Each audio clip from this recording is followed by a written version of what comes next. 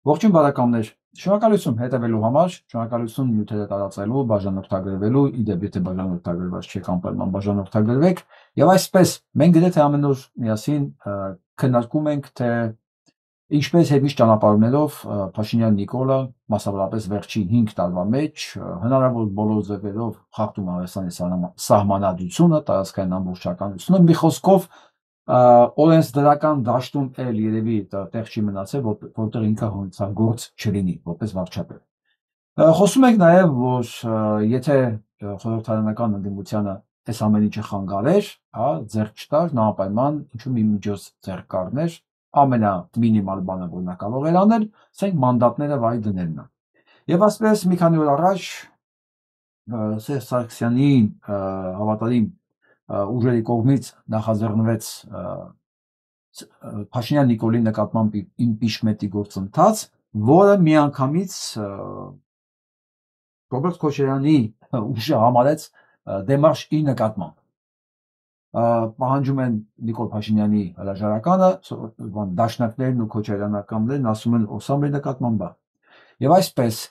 սա մասին այսօր խոսացել նախկին պաշտպանության նախարար Սեյրան Օհանյանը։ Եթե մի հատ հասարակ բան խոսած լիներ, պատգամավոր երևի ես չանդրադառնայի։ Բայց Սեյրան Օհանյանին կարելի անդրադառնալ։ Ինչի՞։ Հայաստանի պաշտպանության նախարարն է եղել։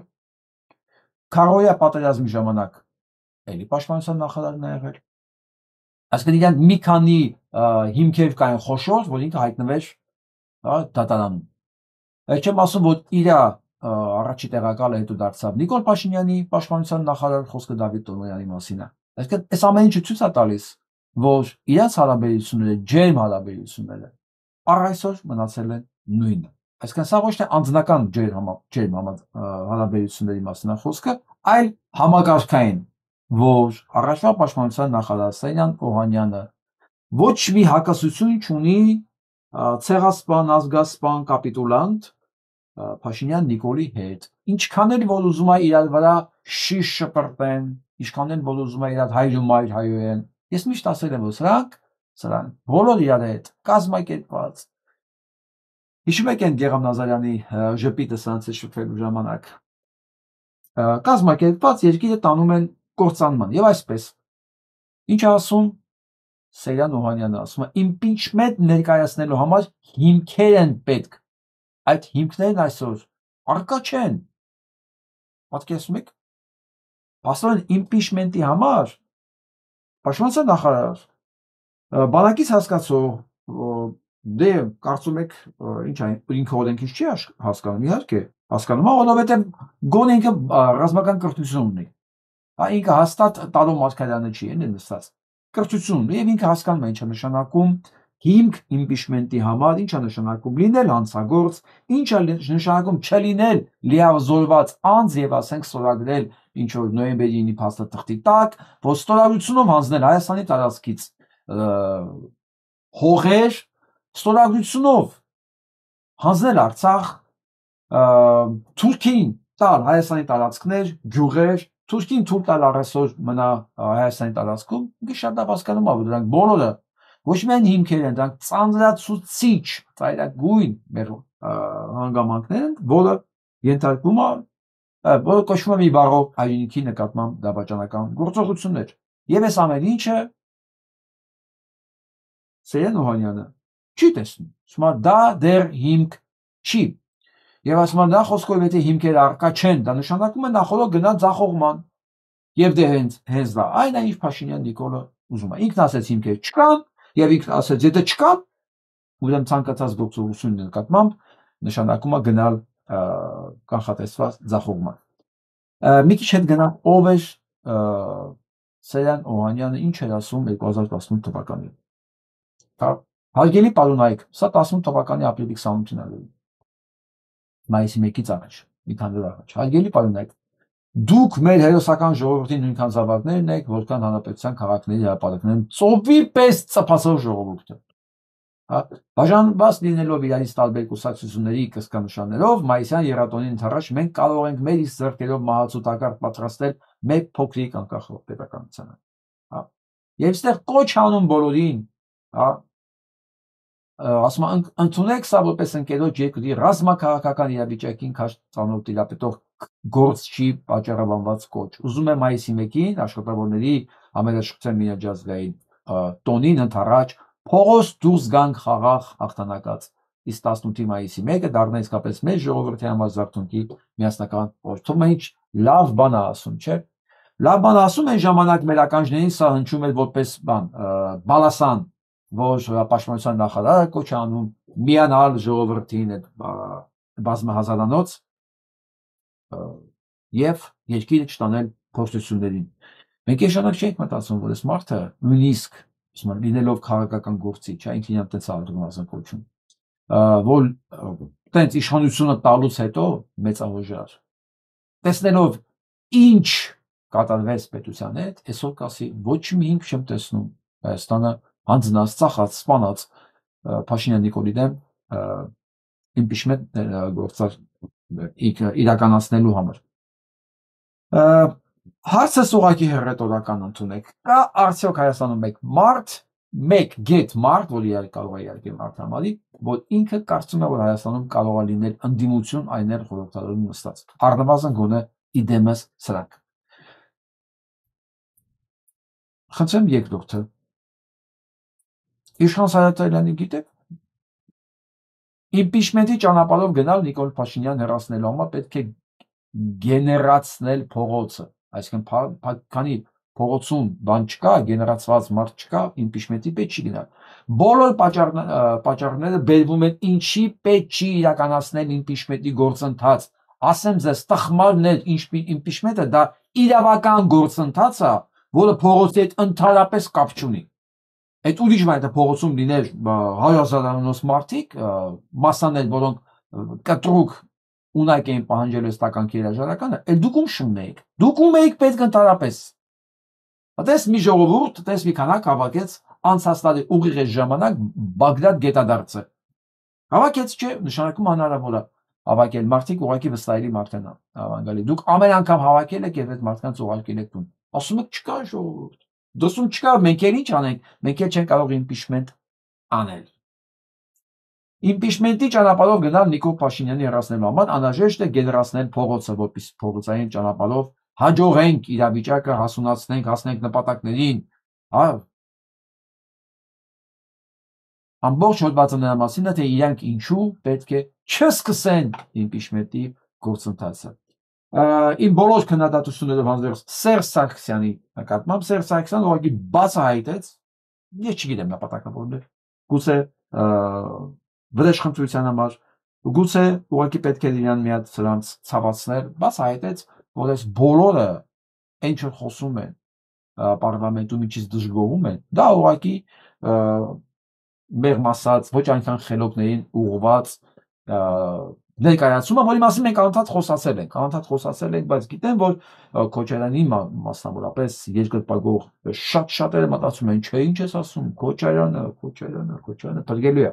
Քոչարյանը ատում է Նիկոլին եւ հենց մի բան կատարվում է Նիկոլի նկատմամբ, ընդունում է որպես անձնական վերաբորանք եւ ոտնցնգություն իրենց իսկ նկատմամբ։ Ոչ թե Փաշինյան Նիկոլի, այլ իրենց նկատմամբ։ Որ այսքանի օր ուզում են ապացուցեն դաշնակցական եւ այլ որն է Քոչարյանի падգամավորները, հարգելիներս, ես այսքան այս թեմայի վրա իհարկե չէի կանգնի, եթե իմ մոտ դեռ բանը չլներ այն համոզմունքը, որ փոքրի շատ թեկուս մի քիչ խելացի մարդիկ կան, որ սա չեն հասկացել։ Այս հանգամանքն է ինձ անդադ ստիպում, որ մանրամասնորեն ցույց տամ, ես այդ բառը չեմ սիրում, բայց ասենք դիմակները պատռեմ, ես այդ բառը չեմ սիրում իրականում, էլ այնքան աջակցել։ Ցույց տամ իրենք ինչ են խոսում, ոչ թե սա իմ ենթադրությունն է, իմ ենթադրություններն էր հիմնավորված, ասենք մի երկու շաբաթ առաջ միջև որ ասում էի, եթե չուզենան Նիկոլ Փաշինյանը հանձնի երկիրը, ուղղակի չեն մասնակցի այս process-ին։ Հիմա իրենք են ասում, չէ, մենք պետք է մասնակցենք այս process-ին, մենք նույնիսկ չենք փորձելու կանխել այնինչ, ընդդիմության ֆունկցիան, որպես քաղաքական հակակշիռ բևեռ, դա իշխանության ձգտելն է, փողոցային պայքարով, չգիտեմ, օրենսդրական պայքարով, մեդիա պայքարով, ոչ թե ասել փողոցային պայքար չկա, ոչ իման չեն կարող անել, այլ հենց իրենք պետք է ստեղծեն դրան։ իրենք ոչ միայն չեն ստեղծում, նույնիսկ իրենց հասանելիք իրավական դաշտում ոչ մի բան չեն ուզում արած լինել։ Հակառակ այդ ամեն ինչ ընդունում են որպես իրենց նկատմամբ դիտավորյալ հալված կար։ Հիմա ավելի վատ նորության մասին։ Ես այս ջրային պաշարների մասին մի հատ առանձին մեծ հաղորդում եմ արել, որ ավելի լայն մասշտաբով նայենք ինչ կատարվեց 2020 պատերազմի ժամանակ։ 2020 պատերազմը դա ընդամենը Արցախը, տեսեք ինչ եմ ասում, վատ բան է, ընդամենը Արցախը հանձնելու եւ այդ տարածքները Ադրբեջանին հանձնելու խնդիր չէ լուծում։ 20 թվականի պատերազմը դա ջրային տարածքների, աղբյուրների գրավելու եւ այդպիսով Ադրբեջան անապատացումից փրկելու միջոց էր։ Իսկ որ մասերը, որ իրենք չկարողացան գրավեն, նույնիսկ դավաճանների օգնությամբ, Փաշինյան Նիկոլը այն տվեց ստորագրությամբ։ Այն տարածքները, որ ինքը տվել է ստորագրությամբ,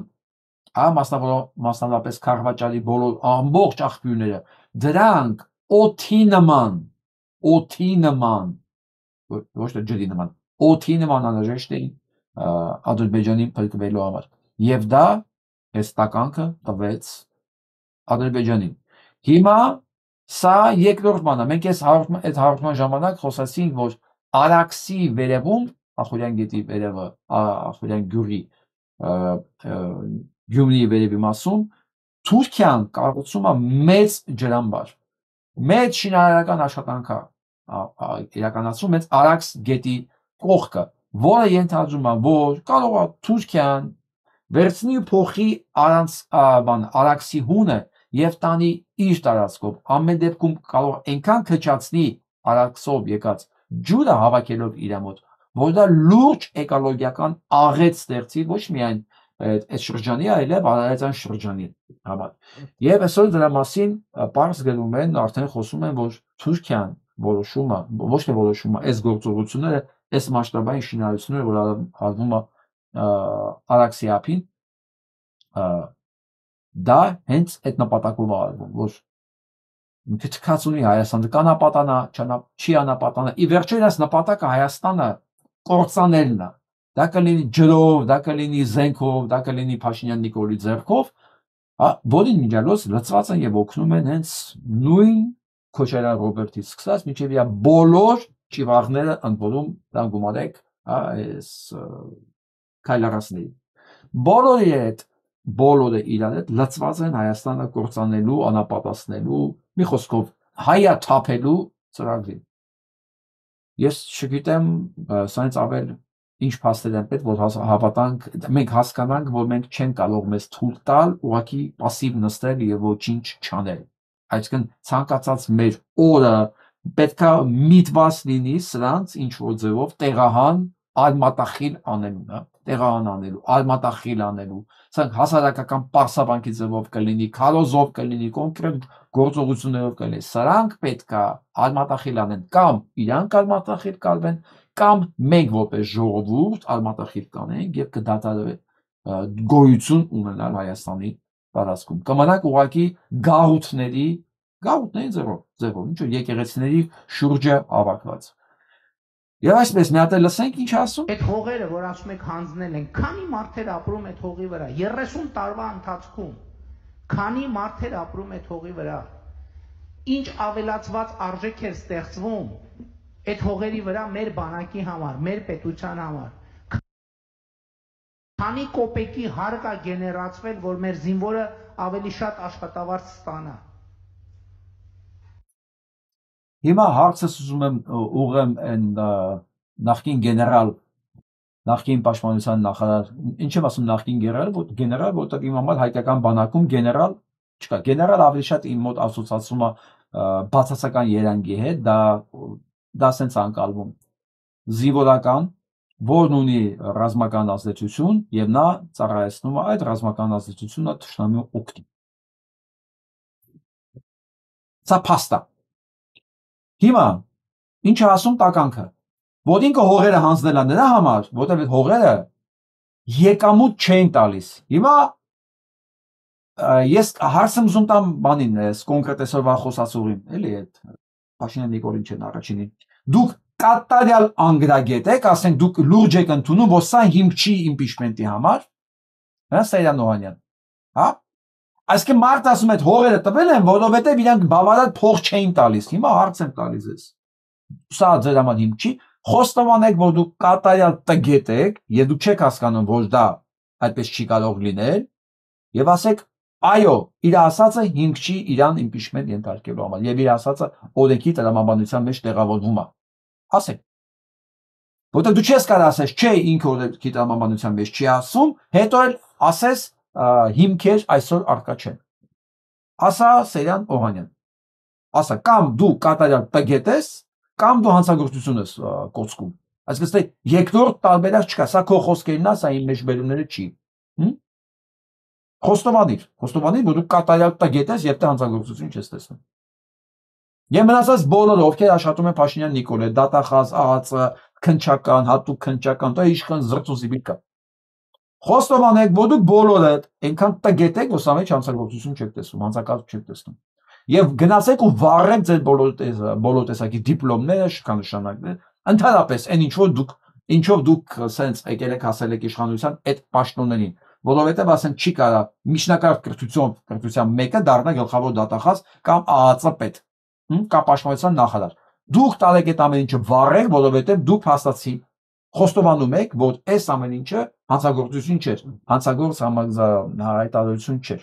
որ հայրենիքից կարելի է հող տալ պատճառաբանությունով, որը քիչ մարդ է ապրում եւ օգտակար ավելացած արժեք չէ ստեղծում։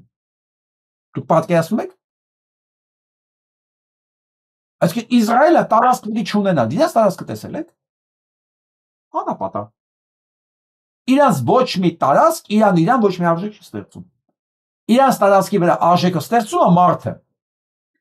Հիմա եթե մի օր Նետանյահուն ասեր, այն բանը, սարերը տալիս են, այն անապատը տալիս են, որովհետև այնտեղ ավելացած արժեք չի ստեղծում, գլխից կկրակեն ուղղակի։ Գլխից, ձևերը կգտնեն, այսօր դա մասին են խոսալու։ Որովհետև Հայաստանի տարածքը, вообще պետականության տարածքը ընդհանրապես չի կարող հաշվել նրանով, ինքը մեզ պետք է, թե մեզ պետք չի։ Սա իմ ջանոց եկավ Սերժ Սարգսյանից, այն որ ասեց այդ 800 հեկտարը անպետք հողեր էին։ Նենց որ։ Բայց դա բան չի փոխում, Սեյրան Օհանյան։ Խոստովանիր, տգետ, ասա, որ դու տգետ ես ու դա չես տեսնում հիմք։ Վաղը ով տեսնի սան հարցրեք։ Այս հարցը օդի մեջ կախված անես չի, որ ասեցինք վերացավ։ Հիմա գնանք առաջ։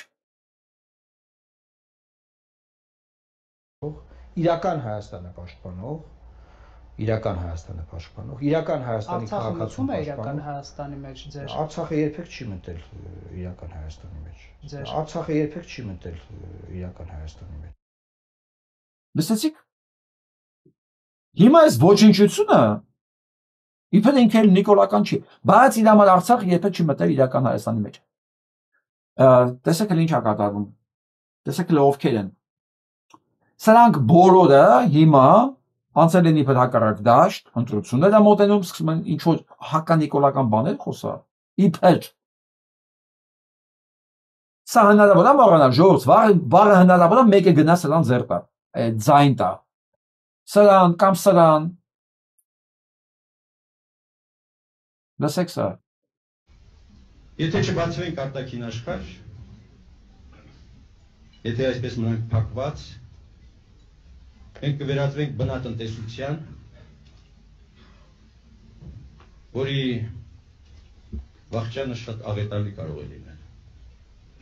Մենք կկորցնենք ոչ միայն Ղարաբաղը, այլ նաև պիտի մտածենք Հայաստանի տարածքային ամբողջականության պահպանման մասին։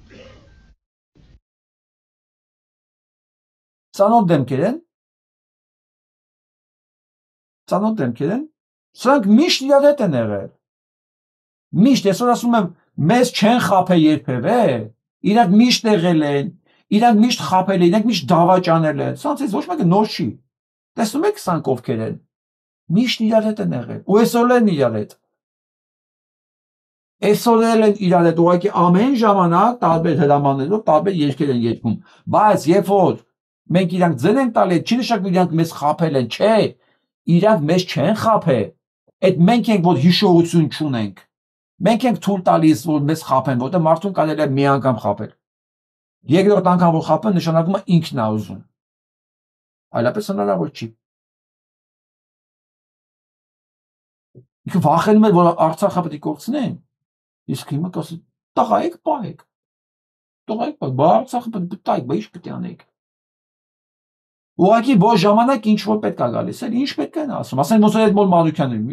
բանի կողքնա, Նիկոլի կողքնա, հələ իրան չեն հանե, ասում են ոնց Արցախը երբեք չի եղել։ Հայաստանի մի մաս։ Մա դեմը դրեք հարցեք, ասեք էս տականքնով ա տեն ասել, մա հարցրեք, ասեք էս տականքին ճանաչում ես։ Կարող Լևոն Տեր-Պետրոսյանին տեսնեք հարցրեք դա։ Այդ ինչ է դարդանը, որ պետք է Արցախը կորցնի։ Հետո էլ Հայաստանի Հանրապետությունը։ Ուղղակի նա ընտրությունից առաջ էր 2008 թիվ։ Մարտի 1-ից առաջ։ Մարտի 1-ից առաջ է, սա։ Ոնց եմ ասում ես հետևի կանգնածներն է։ Սա եւ արդեն ճանաչում եք, այսքան օրը սա մասին շատ եմ խոսել։ Արագ հավաքեք ձեր իրերն ու հեռացեք Գեգամ Նազարյանը, Նիկոլ Փաշինյանին եւ Արադ Միրզոյանին ասում։ Արագ։ Հաջորդ թիվ։ Այս աշխարհում միակ մեղավորը քաղաքացիական պայմանագիրն է Գեգամ Նազարյանն։ Չէ, Գեգամ Նազարյանը միակ մեղավորը քաղաքացիական պայմանագիրը չի։ Նաև մեղավոր են բոլոր այն սլբապիղծները, բոլոր ever since օրվա կուրսով, չնայած իրենց կորուստներին, իրենց հարազատների, իրենց երեխեքի թափածալունին, ուրանում են, ասում են, ինչ է, մենակ ինքն է մեղավոր։ Չէ, մենակ ինքը չի մեղավոր, նաև քո նման պիղծերն են մեղավոր, Քոչարյանի նման պիղծերն են մեղավոր, որ այդ տարիքի մարդը դարել է, ինչ ասեմ, նույնպես էլի պետք է կրկնեմ, տեսեք, մարդ կարող է կոռուպցիոներ լինի, ռուսամոլ լինի նույնիսկ, սիրի չգիտեմ, ցանկացած երկիր, դա կլինի Ռուսաստան, Իրան, Չինաստան, ուզոնի, դա ինձ հետաքրքիր չի, դա ճաշակի ոլորտից է, չնայած Ռուսաստանին սիրելը ճաշակի ոլորտից չի, բայց ընդունում ենք լավ, բայց որ մարդը գիտակցաբար պահում է հանցագործին ու ծառայում է հանցագործ երկրներին, սպանելով սեփական երկիրը, ստելով, կերծելով, թույլ տալով իր վրա թքեն երեսին, որովհետև երբ որ Քայլ Առաստանին ասելիք չի մնում, թքում են Քոչարյանի երեսին, այ ինչպես ստեղ։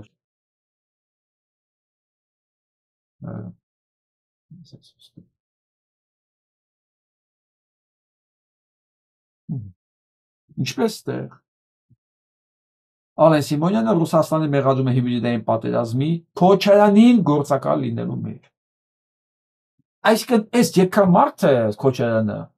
լակոտ Ալենից օրական թուքումուր է ուտում իր գործակալ լինելու մասին, բայց միևնույն ժամանակ պահում է լակոտ Ալենի հետևը, թիկունքը կամ ինչ ուզում եք, ոնց ուզում եք ասեք։ Այս տարիքին մարդ արժանապատվության ինչքան մինուսավոր բանի վրա պետք է լինի, լեվելի վրա պետք է լինի, որ ինչու մի բանի դիմաց, ինքը թույլ տա, որ Ալենի նման ոչնչությունը կատարյալ պուտանկ են, հա, սենց ասեն։ Իրեն, ինչ ասես ասի, երբ ուզենա, բայց ինքը պարտական է, պարտավոր է պահել Ալեն Սիմոնյանին իշխանության վրա։ Մեզ ես հարց եմ տալի։ Ռոբերտ Քոչարյան, դու իրավունք ունես ինձանից նեղանալու, բայց դու նույնիսկ դրան արժանի չես, որ դու ինձանից նեղանաս, որովհետև հենց հիմա քո դեմքին թքում են ամենաբարձր ծառից ու ամեն օր, ու դա ես չեմ, ու դու իր իշխանությունն ես պահում, դու արժանի ես, Ալեն Սիմոնյանը իր կեղտոտ ոտերով ամեն օր վրավը ման գա, ասում եմ ինքը լինելով մաննավաճառ, հոգեվաճառ, ամեն ինչ, պրոստիտուտկա կյանքով մեկ է, բայց ինք իրավունք ունի, քանի որ դու դա թույլ ես տալի, քո վրայով, քո ընտանիքի վրայով, այն լակոտից վրայով, գնա գա ամեն օր, դու դա արժանի ես, դու դա անում ես արդեն։ Ու ինքն դա հաճույքով անում է, երևի փոքր ժամանակվա երազանքն է եղել Քոչարյան Ռոբերտի վրայով ամբողջ օրը քայլել։ Բայց եթե մեկին ասեիք մի 6-7 տարի առաջ, որ օրը գալու է, որ ասենք գրզոյի պրոստիտուտկեն Քոչարյան Ռոբերտի վրայով գնա գա քայլի, Ռոբերտն էլ կուլտա հլպայի դան իշխանության, կխնդայինք, ասեն գիժ ես, դա հնարավոր չի, արա ոչ դվոինը, Պուտինի հետ քիմիական հարաբերությունների մեջ գտնվող դու ես ինչ ես ասում։ Հիմա դուք ինքներդ նայեք։ Հա, այս ժամանակ անհնարին էր թվում, բայց հիմա ինքներդ նայեք։ Այս լակոտը եւ ընդհանրապես այս լակոտները, քայլարասները, վեց ասելիք չեն ունենում։ Ռոբերտ Քոչարյանը այնտեղ նստած է։ Բա, ինչ ասեն բռնում է իր այդ, էլի։ Բայց մինու ժամանակ Քոչարյան Ռոբերտը նաեւ պետք է պահի իրենց իշխանությունը։ Ես էլ Ռոբերտ Քոչարյանից չեմ բանանում, նեղանում, զարմանում։ Ես իրան լուրջ ընդունողների վրա եմ զարմանում։ Ուրեմն նշանակում է տղե կամ աղջիկներ, դա ձեր համար էլ է նորմա։ Նշանակում է ձեր հետ էլ կարելի է դա տենց վարվել։ Նշանակում է որ ձեր հետ էլ վարվեին, դուք էլ նույն ձև պետք է պահեք իրենց իշխանությունը։ Ասել եք դուք նույն բանն եք։ Ուղղակի դուք երևի չէ հաստատ ավելի քիչ փող ունեք, քան Քոչարյան Ռոբերտը, բայց ոչինչ բանով չեք տարբերվում արժեքային իմաստով, մարդկային իմաստով եմ ասում, էլի։ Որ ձեզ կարելի է փողի դիմաց ստորացնել ուղղակի, փողը տվել եմ, բայց ստորացնել, բամուց, այսօր իմ հերթն է։ Ու դա դու ընդունում եք։ Դաժան։ Յուրիշ քաղաքական։ Այն հանդիպումը, որ ասում է 5 օր պետք է գամտնի Նետանյահուն Բաքվում եւ 5 օր քննարկեն ինչ որ հարցեր Ալիևի եւ հետո Էրդողանի հետ, չի լինելու այդ հանդիպումը։ Չի լինելուց էս միանգամից փոխվում է։ Հիշում եք, մենք ասում ենք, ինչ պետք է խոսան իրար հետ 5 օր։ Ինչ պետք է Ալիևի հետ խոսան Նետանյահուն։ Լինելով պատերազմի մեջ, Համասի խնդիր ունի, գլոբալ խնդիրներ ունի, ընդ հութիներն են իր վրա կրակում, խփել են բանին, օդանավակային, ինքը գալու է 5 օր նստի։ Հա, մտածում էի, այսինքն sense վստահ էի ես, որ դա անպայման վերաբերվելու է Իրանին նախապատրաստական աշխատանքները հարձակվելու մասով եւ անպայման եթե Իրան կա, ուրեմն զանգիզուրի միջոցներ ընդեղ է մասնավորապես մանավանդ եթե Էրդողանն էլ ընդեղ լինելու։ Այսօր պարզ դարձավ, որ չի լինելու այդ հանդիպումը, ես մեկ պատճառն է ասվում պաշտոնապես իբր բանը Էրդողանը չի թույլատրել, որ իր տարածքի վրայով Նետանյահուի անձնական, ասենք կառավարական ինքնաթիռը թռնի։ Քանի որ Թուրքիայի ժողովրդի համար Իսրայել պետությունը թշնամի է, ինքը բերել հասցրել է այդ գագաթնակետին, մի բան չի կարող մտել ոչ իման փոխել։ Ինքը համոզել է իր բնակչությանը, որ Իսրայելը դա թշնամի պետություն է։ Հիմա չի կարողանում Նետանյահուին նույնիսկ հանդիպման համար բան տա, տարածք տա, թռնել համար։ Դա է, երկրորդը Սիրիայում իրար հետ պատերազմի մեջ են արդեն, այս երկու բանը բանա փոխվել, Թուրքիան ու Իրանը, ներողություն, Թուրքիան ու Իսրայելը։ Երրորդ ամենակարևորը որ փոխվել է, այն ինչ որ իրանք պլանավորում էին Իրանի նկատմամբ հարձակման կամ հարվածների ձևով տեսքով, արդեն ուշ է, որովհետև Թրամփը իր ոչին համաձայն փոշմանել է իր բռնած դիրքից, հիմա ուզում է խոսա Իրանի հետ։ Նետանյահուն դրա վրա շատ մեծ հիասթափություն է ապրում, որ ոնց թե մենք պայմանավորվել էինք, որ պետք է ինձ օգնել, որ խփեի Իրանին, հիմա ասում ես, չէ, մի խփի, ես պետք է խոսամ։ Ուրեմն հեչ չինտեղ չի թողում խոսա,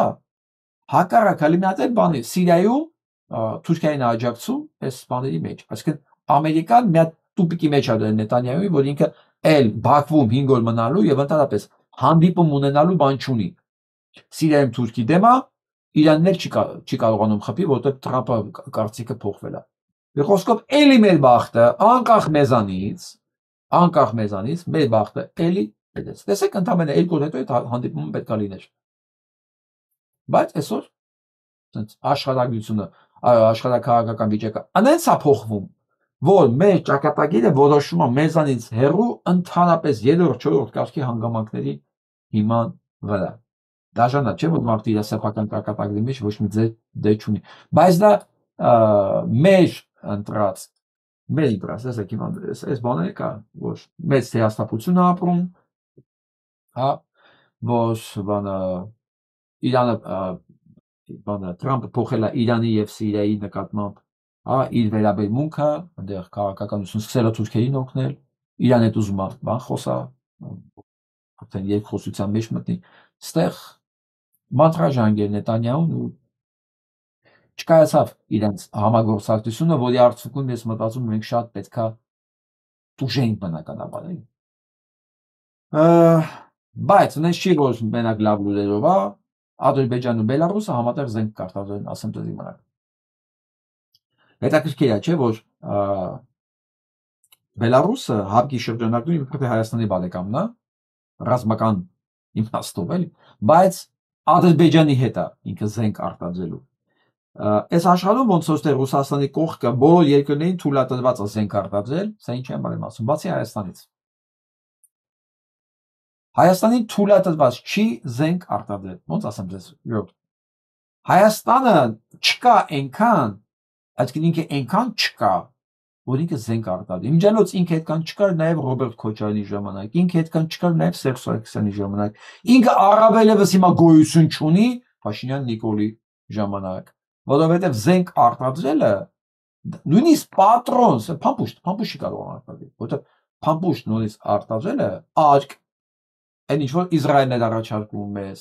2018 թվականին ցանկացի մեզ պետք չի, արկեր, մեծ հրթիռների համար, ԱԹՍ-ներ եւ այլն, ասի մեզ պետք չի։ Մեզ արկելած ռուսնասերան նո, դու ոչ իման իրավունք չունես անը, դու պետք է sense որփի նման միշտ վերանadված կողքերդ նայես, սրանք էլ այդ ճակատագրին հարմարված ավելին ասեմ, ամեն ինչ էլ անում էր որ հանկարծ այդ կարգավիճակից դուրս չգանք, sense մեր երկիրը դառնալիս վիճակին է։ Իսկ Ադրբեջանն ու Բելարուսը զենք կարտադրեն համատեղ։ Դե հասկանում եք արդեն զենքում դեմա ուղղված լինելու։ Այսպես մի հետաքրքիր բան կա, որ 24 ռուսական ընկերություն ցանկանում է մասնակցել Ղարաբաղի վերականգնման ծրագրերին, Արցախի վերականգնման ծրագրերին ռուսական ընկերություններն են ուզում մասնակցեն։ Սա էլ կլինի այն գինը, որ Ալիևը ինչ-որ մի բան էլիք ստանա Պուտինից, այսինքն ինչ է նշանակում այն գինը։ Ալիևը Պուտինին թույլ է տալի իր սոված ընկերությունները 24, որովհետև Ռուսաստանում անելիք չկա։ Ռուսաստանում փող չկա, շինարարություն չկա, ոչ մի բան չկա։ Ու Ռուսաստանը ռեցեսիայի մեջ է։ Հեսա դա մասին եք խոսանք, ընդ ինչքան է ստալվա թիվը։ 41% արդեն դեֆիցիտ ունի։ Լավ, արագ ասեմ այս մասը անցնենք։ Նավթը նստում է իր վրա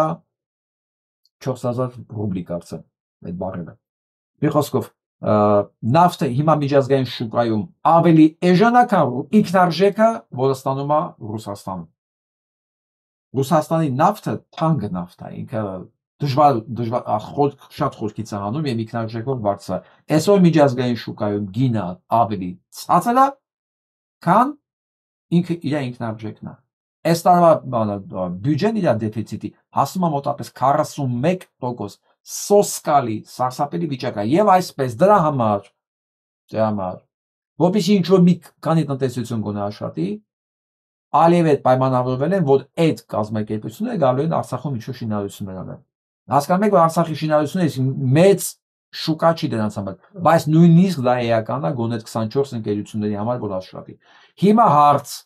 այդ թույլտվության դիմաց, որ այդ ռուսական ընկերությունները գան այնտեղ, ինչ է տալու Ռուսաստանը։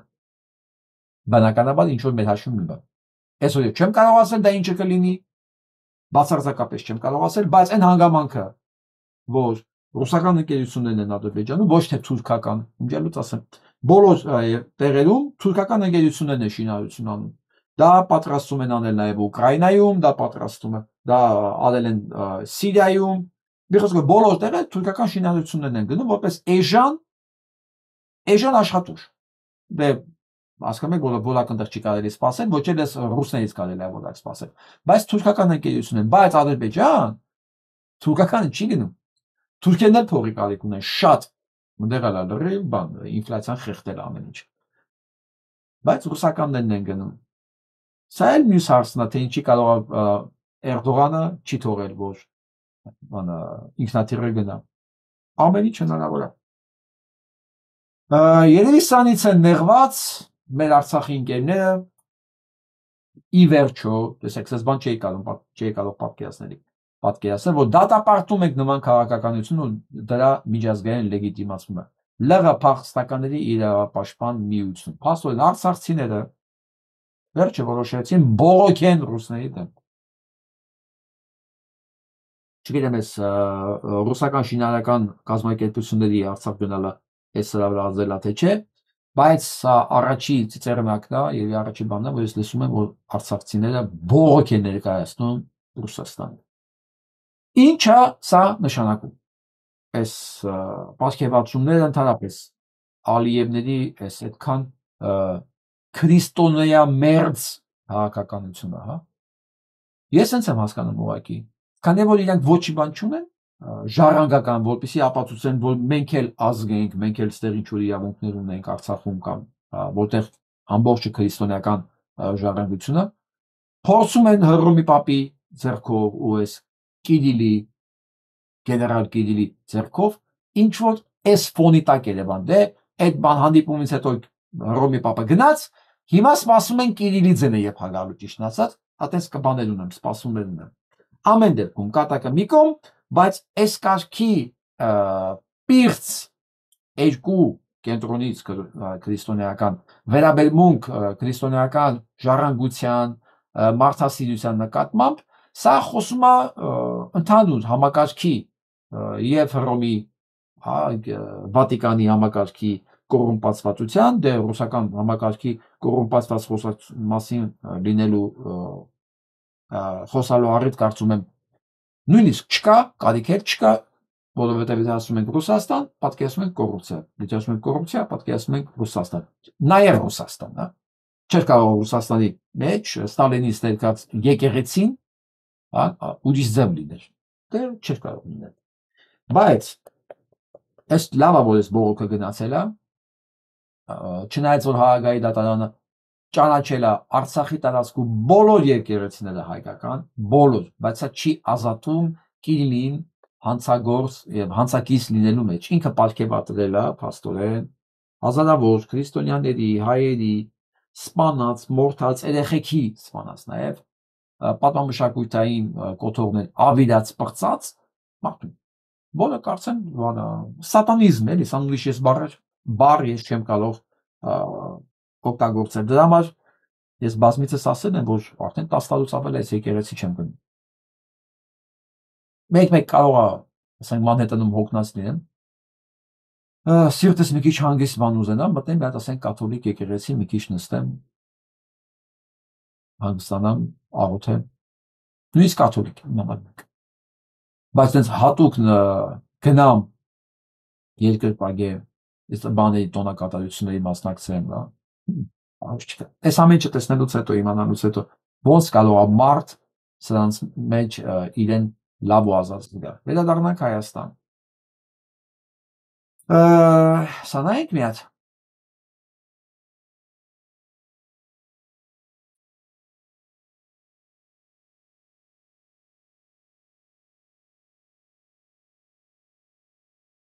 Մի խոսքով,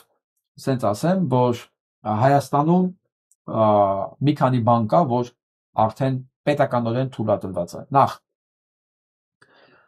կարելի է թքել մարդու երեսին ու դա արդեն հանցագործություն չի, երկրորդն է սա արդեն, որ կարելի է սենց խմբակային ծեծել, հարձակվել մարդու վրա ու ասենք մի հատ կներեսով բան, ասենք օրենսգիրքը դարել է բան, ոնց ասեմ, ավելորդ բեռ իշխանության դատարանների եւ ընդհանրապես օրինապահ մարմինների համար։ Իրոք ավելորդ բեռ այդ օրենսգիրքը, էլի։ Դատախազներն են նույն բանն ասում, ոչ մի բան հանցակազմ չկա այնտեղ։ Դե ընդհանրապես չեք բան, այս չեք պահում այս դատարանները։ Իմաստը ո՞րն է այդ։ Այդքան էլ աշխատավարձ եք տալի, այդքան էլ բարձրացեցիք դրանց աշխատավարձները։ Իմաստը ո՞րն է։ Հələ կարծեմ ո՞րն է, գիտեմ հաստատ համալսարանում իրավաբանական ֆակուլտետներ կամ այդ ամեն ինչի իմաստը ո՞րն է։ Հա։ Հիմա նայեք, ես ամեն անգամ որ հանդիպում ա լինում Ալինի հետ, մարդկանց գնում ասում են դու հանգիստ իրավունք ունեք թքել Ալինի երեսին, ինքը իրավունք չունի պատասխանել, որտեվ նախադեպ ունենք։ Հիմա սա բերում է մի բանի մաս, մի ուրիշ նախադեպի, որ կարելի է ցանկացած քայլառասի փողոցում բռնել, հա, ասենք շիշը տալ գլխին, կոպիտ ասած, ցանկալի շամպանսկու ու ասենք կներես, որ ձեզ ասեն ինչի արեցիք, դա բանա, խուլիգանությունն է, պետք է դատեն ձեզ, սա նախադեպ է, սա բանդիտիզմ է, սա խմբակային հանցագործություն է եւ Ավինյան Տիկոյի արդարացումով ինքը դարձել է արդեն բան, արբիտր Հայաստանում, ոչ մի բան չի կատարվել, թե բան էր, ինցիդենտ էր, դե կներես կասեն գնա, էլի։ Հիմա, քանի որ արդեն նախադեպը կա, ու այդ հարցի որոշողն էլ ով է ճիշտ, ով է սխալ, ով պիտի դատվի, չդատվի, արդեն Ավինյան Տիկոն է որոշում այդ փնտի նարկամանը, նշանակում է ժողովուրդ, պետություն չկա, չնայած Սեյան Օհանյանն ասում է հիմքեր չկան Փաշինյան Նիկոլին impeachment ներկայացնելու համար։ Երևի սա հիմք չի, իրավաբան ընդհանրապես ոչ մի բան հիմք չի։ Հիմքը մենակ մի բան է, հրամանը կա դրան թե չէ։ Դրա անելու հրաման կա, իր համար հիմքը դա է։ Եթե հրամանը չկա impeachment-ի, չկա իր համար։ Հիմա վերադառնանք այս նարկամանին։ Ուրեմն այս փլուշը հայտարարում որ վերջի տալու մեր արած աշխատանքների ծավալը համատելի է նախորդ 10-ից 15 տարվա ծավալների հետ։ Ուղղակի ինձ հետաքրքիր է ինչ ծավալ, որ ծավալների մասին է խոսքը էլի։ Սա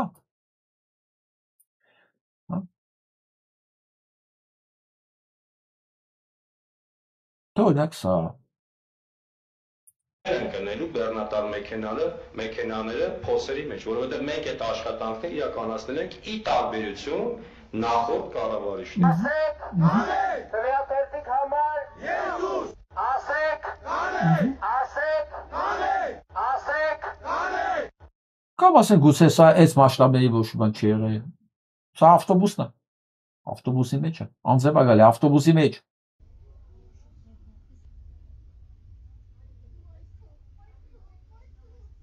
Դուք պատկերացնում եք ինչքան է բարձրացում ավտոբուսի մեջը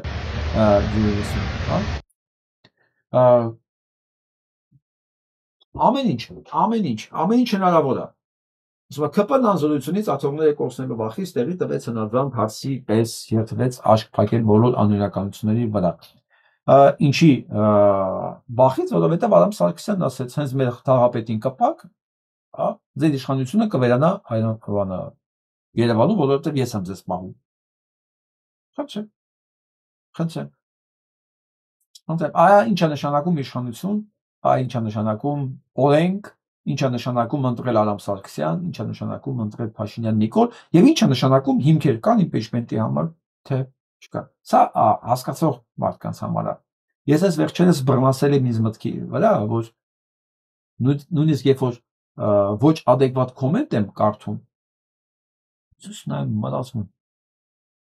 ոչ բարկանում եմ, ոչ նեղվում եմ, ես մտածում եմ,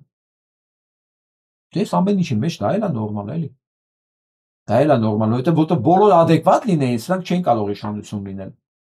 Եթե սրանք իշխանությունը նշանակում է ինչ-որ մի շերտ կա, ոչ adekvatներին, որ սրանք հավատում ասան, ձայն ատվել։ Ու կարող է էլի տա, ես չգիտեմ։ Սրա ֆոնի վրա այն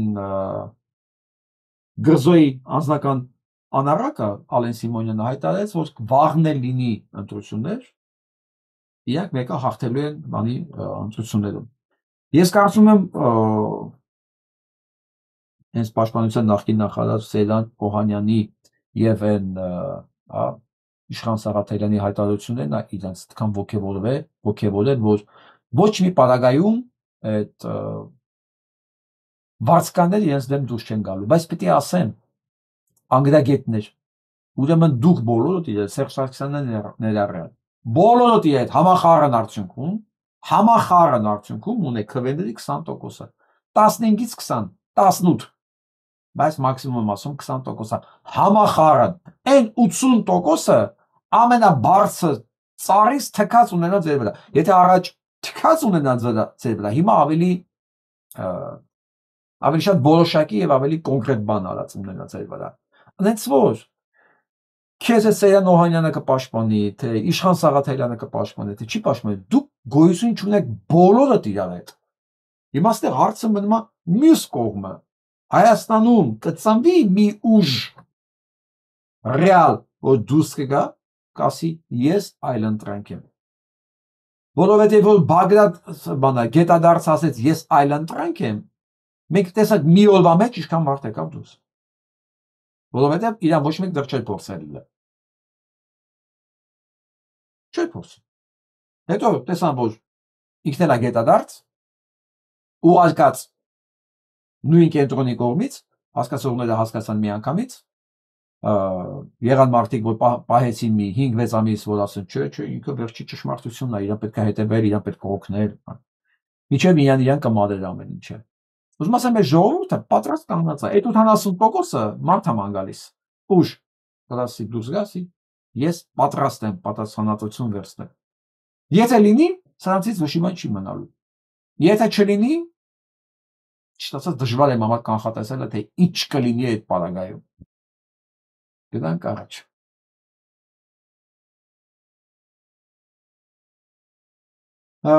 Կամնիս արտահա 45 րոպե ենք ընդամենը խոսում։ Շատ արագ Ամերիկայի վիճակի մասին պատմեմ ձեզ, որ 370,000 աշխատատեղ կորցնելու վտանգի տակ է Տեքսաս նահանգը Ամերիկայի Միացյալ Նահանգներում Թրամփի այս հիմարագույն հանցագործ տնտեսական քաղաքականության արդյունքում 370,000 աշխատատեղ վտանգի տակ է։ Արդեն կորցնելու վտանգ հաշվարկել են, որ 47 միլիարդ մենակ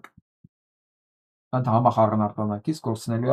Տեքսասի նահանգը։ Եթե այսօր ամեն ինչ ավարտի, արդեն 47 միլիարդ դոլարի կորուստ է կրել, ինչի համար, որովհետև ինքը սահմանամերձ է Տեքսասը Մեքսիկայի հետ,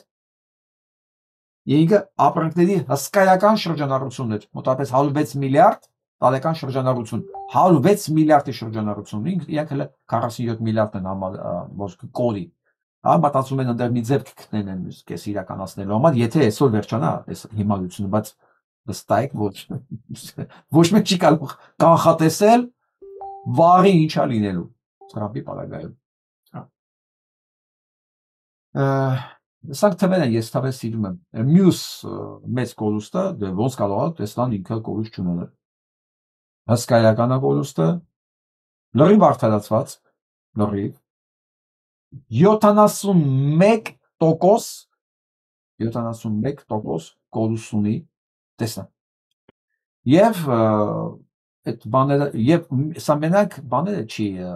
իմիջի հարցը չի, որ կորուստ է։ Նաև էլի նույն տարիքները Չինաստանից, Եվրոպայից եւ այլ երկրներից, որտեղ Տեսլայի մասերը գալիս են ամբողջ աշխարհից։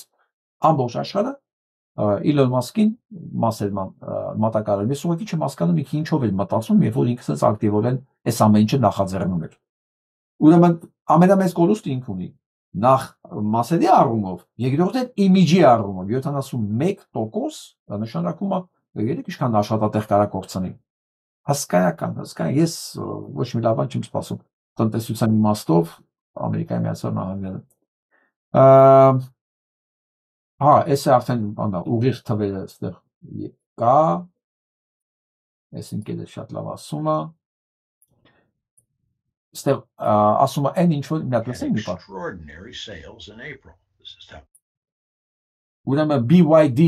չինական կամպանիան, Հայաստանում էլ ներկայացված գիտեմ, չինական էլեկտրոմեքենան արտադրող կամպանիաներից է։ Հիշում եք, ես որ ասում եմ Ամերիկան որտեղից որ դուրս եկավ, այդտեղ է գալու է մտնել Չինաստանը։ Ուրեմն ասում է extraordinary աննախադեպ աճագրանց է վաճառքի հենց BYD էլեկտրականները, որովհետև Տեսլան մեռնում է, Տեսլան դուրս է գալիս, չկա ուղղակի չի հասնում մատակարարի։ Բացի իմիջի կորուստը, անգելա Տեսլայի բանը, ու դրա տեղ չինական էլեկտրոմոբիլներն են աշխարհը մտնում քիչ-քիչ, մտնել են արդեն նույնիսկ եվրոպական շուկա, մեքսիկական շուկա։ Իսկ եթե հանկարծ չեմ էլ կասկածում որ կգան կհասնեն կանադական շուկա, եթե շրջափակեցին հանկարծ ամերիկյան ավտոարտադրությունը կհայտնվի շատ հիմարագույն, իսկ ասել շատ հիմար վիճակի մեջ, մեղմ եմ ասում էլի։ Ու սա նորից եմ ասում, սա արդեն թվերով է ասում, այս վերլուծաբանը, ու քանի որ ես գիտեմ, որ Հայաստանը կապ ունի BYD այդ մեքենաների հետ, աննախադեպ աճ են գրանցել վաճառքի եւ մեքենաների տեսականի ունեն, ասում են, որ եթե հանկարծ միտեղ մտան, իրանց ընդեղից էլ դեն չի կարա դուրս անեն, որովհետեւ շատ մոդելներին եվրոպական եւ ամերիկյան Տեսլային են հետը բան անում ինքը հաղթած ունի իր առաջարկած եւ գնով եւ գնի դիմաց այն ամեն ինչով որ ինքը չինական արտադրում է։ Հենց որ Ամերիկայի Միացյալ Նահանգները շատ մեծագույն հիմնադրություն սկսեց իրանել Թրամփի հետ եւ Ուկրաինան սկսում է Չեխիայի հետ F-16-երի մաների տրեյնինգների դպրոց բացել։ Այս ամեն ինչի մեջ Թրամփը խոստովանեց, որ ինքը քաղաքականությունից ոչ մի բան չի հասկանում, որովհետև հասկացավ, որ Պուտինը քթից բռնած էս մանա տալիս։ Էլի փորձեր է կատարում ինչ-որ մի բաներ փրկելու փորձեր անի Պուտինին, բայց Պուտինը դա չի ընդունում, որովհետև իրան փրկելու մի տարբերակ կա՝ վերացնել Ուկրաինան։ Թրամփի, ասել եմ միշտ, Թրամփի ուժերից վերա Ուկրաինան վերացնել է։ Ինքը չի կարող ուղիղ գնա մի հատ էլ հիմա զենք մատակարարի Պուտինին, որ խփի։ Այսքան բան արեց, զրկեց Ուկրաինային հետախուզական տվյալներից, զենքին լավ մատակարարումից բան, ինքը առավելություն տալով, թողելով որ Ռուսաստանը առավելություն ունենա օդում, հա, ինչ որ արագ հարցեր լուծելու համար, բայց տեսավ այդ առավելությունը ընդհանրապես զոհերն է շատացնում քաղաքական խաղաղ բնակչության մեջ։ Ոչ մի բան, որի արդյունքում ինքը կորցնում է, ինքը ամենավատ ռեյտինգ ունի բոլոր նախագահների մեջ։ Հիմա վերցրեց իր պաշտպանության խորհրդականին հանեց, որի հետ շատ մեծ հույսեր էին կապում եւ Նետանյահուն եւ Պուտինը։ Նետանյահուն դրանից էլ է նեղված։ Դրանից է նեղված ու իր գործերը առաջնորդ էլա չեն գնում։ Զելենսկին էլ սուս-փուս հիմա էլ Չեխիայի հետ է այս բաները անում։ Կորցանվել է Ռուսաստանը։ Այսինքն վախելի գալիս են կեսնույն թեմային։ Ժողովուրդ, այսօր մի քանի օքի գրել են, թե ես ինչի մյուս քան ռուսներին ատում։ Հարցաններ տանը։ Մի մամա ռուսները գիտեք ովքեր են։ Հա։ Ուրեմն ռուս մնացին, իրական սլավոններ մնացին այն էթնիկ խմբերը, որոնք չհաշտվեցին բանի հետ, այդ քրիստոնեությունը պարտադաբար ընդունելու ժամանակ նոր կառավարիչների հետ, էլ չեմ ասում հետո արդեն Իվան Գրոզնիի ավանդույթների հետ եւ փախան անտառները, Սիբիրներ եւ այլն։ Այդպես փոքրիկ համայնքներ կան։ Այդ փոքրիկ համայնքներից մեկը ապրում է նաեւ Հայաստանում։ Բոլորը շատ լավ գիտեք, դա մալականների համայնքն է։ Իսկական ռուսները,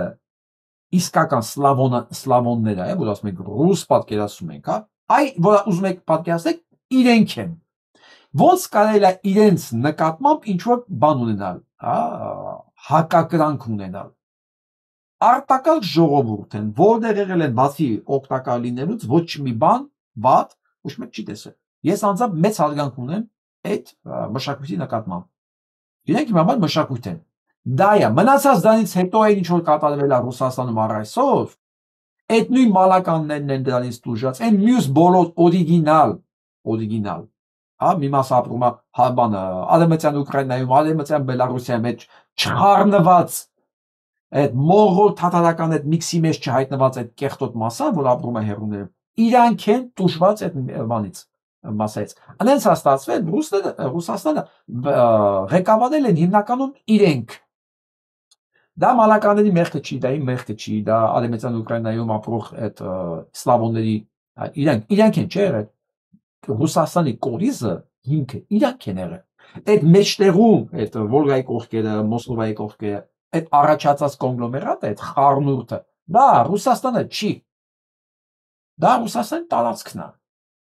Ունենց է եղել, որ ամբողջ 300 տարի Ռամանովները ռուս չէին ու թքած ունենային ռուսների վրա։ Դրանից հետո եկավ էլի Լենինը, ինքն էլ ռուս չէր, էլի թքած ունենալ ռուսների վրա։ Դրանից հետո Ստալինն էր թքած ունենալ, հետո արդեն սիստեմներ, միջև Բրեժնև, բան միջև հիմա, այսինքն այդ համակարգն է հիմա էլ ղեկավարում Ռուսաստանը, որի համար էլի Ռուսաստանը դա սնվելու, քերելու, կեղեքելու տեղ է, համակարգն է ղեկավարում։ Ասենք ես ասում եմ Ռուսաստանը դա է։ Դե չի ես ոնց կարող խնդիր ունենամ ուկրաինացու, ասենք այդ որ ինքը օրիգինալ է սլավոնն է, այդ երկրի տերը։ Իրանք էլ են տուժված այդ կոնգլոմերատից, որը ղեկավարում է այդ երկիրը։ Հուսով եմ ես բացատրեցի։ Նույնիսկ որ ես կարողանում եմ տարանջատեմ, էլի, իշխանությունը, համակարգը, ռուսը, մշակույթը, ավանդույթները, բայց վերադառնանք Հայաստան։ Երկիրը քանդվում է, ամբողջ թուրքերին լցնում են այստեղ, ի՞նչն է կառուցում։ Ինչ, չեմ ուզում նրա մասին խոսամ անգամ։ Կներեք։ Ոչ, երկիրը քանդվում է, ամբողջ թուրքերին լցնում են այստեղ, ի՞նչն է կառուցում։ Պատրաստել քերի հետ կապում է։ Փողի համար պատրաստել մարդ սպանել։ Ինքն էլ իր անկերուհին է, Աննա Հակոբյանը։ Իսկ ինչպես եք տեսնում իրենց հեռացումը, ինչպես է։ Իրենց հեռացումը պետք է միջազգային դատարանով իրանք չհեռանեն, իրանք պետք է գնդակահարվեն։ Բայց Սեյան Օհանյանը խնդիր չի տեսնում, այգելի Տիկին ջան, պատկերացնում եք Սեյան Օհանյանը հիմք չի տեսնում, հիմք, դες դուք տեսնում եք, բայց Սեյան Օհանյանը կույր ողորմելին, ինչ-որ Պանիկովսկին ասում է, կույր ողորմելին, չի տեսնում։ Ծառազների համար պետք է պատասխան տան, օրենքի առաջ, պետք է գնդակահարվեն ինքը և իր կինը և իր կնոջ ընկերները։ Կինը տեսնում է, այս հարուսարեգիրը, Սեյրանը, գեներալ մարդ, չի տեսնում։ Շաղը տանեմ, մեկ էլ իրան կրթի, ոչ թե ինքը ուրիշների։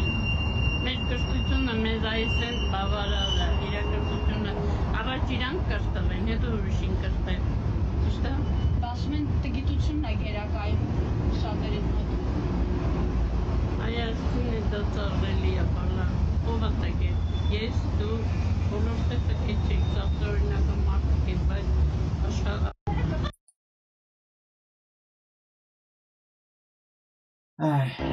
Տեսնեք ինչ է ասում, Տիկին։ Փաշինյանին չեմ ընդունում, ոչ մի ասածին չեմ հավատում և չեմ ուզում քննարկել իր ամեն մի ասածը։